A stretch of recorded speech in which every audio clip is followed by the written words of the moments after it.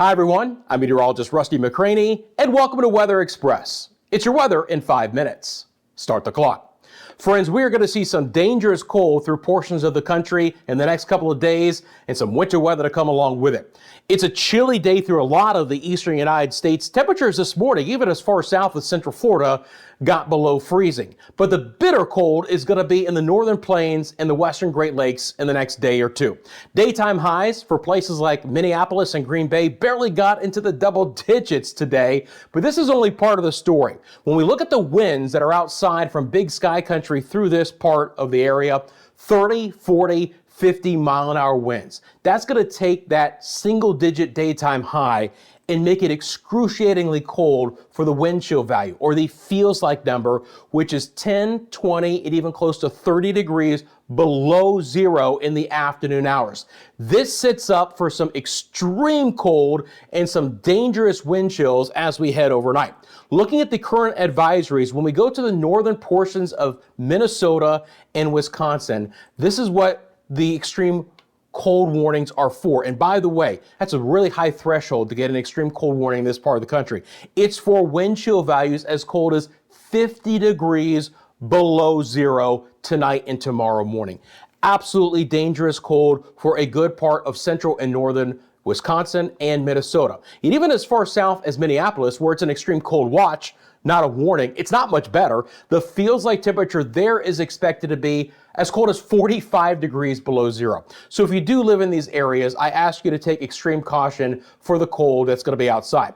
Winter weather advisories in the purple surround our extreme cold watches and warnings. And then for portions of the western sides of Michigan, we're going to get some good lake effect snow. A couple of counties here, potentially up to a foot of snow in a couple of spots. Now the air here is still relatively dry, but we'll talk more about some snow coming in with the bitter cold.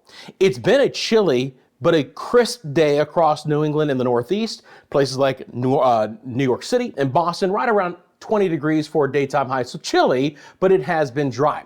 In the Southeast, as I mentioned earlier, we had some sub-freezing temperatures as far south as central Florida. It's been a nice day, crisp day, dry air, but it has been on the cold side in the Southeast, and that's going to continue. Fairly mild day, just a little bit of a chill in the air for the southern plains, but again, not a lot of moisture here on the radar, at least for now. The interesting thing is there's a winter storm watch for places like Oklahoma City and Dallas that I'm going to talk about coming up.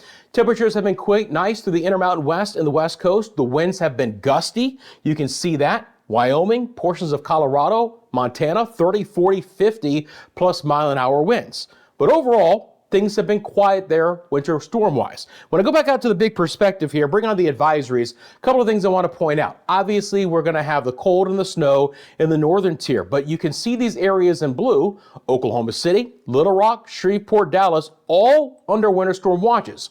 Now, let me be clear, this is not happening imminently.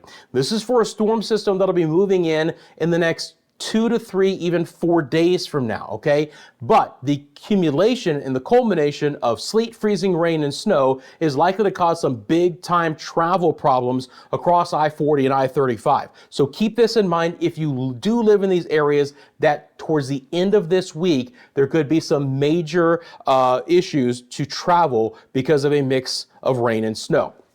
And of course, the ice. So let's get into what's going to be happening with the HRRR model. It's the high resolution rapid refresh. There's that quick burst of snow that comes in. Now, on the eastern sides of the lakes, that's where we could accumulate 6 to 12 inches of snow in a couple of areas. It will be a mix of sleet and freezing rain and snow for places like Charleston, West Virginia, towards Columbus, Ohio, even Pittsburgh, Pennsylvania could see some of that. So there could be some travel problems there, but it's a fast moving system and the accumulations, they're not expected to be high.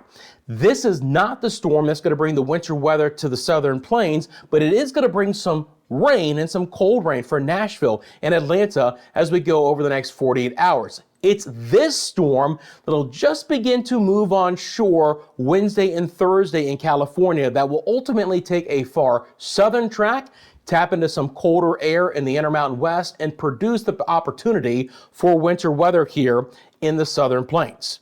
And this is going to be a story because any moisture that comes into these areas is going to be encountering some brutally cold weather.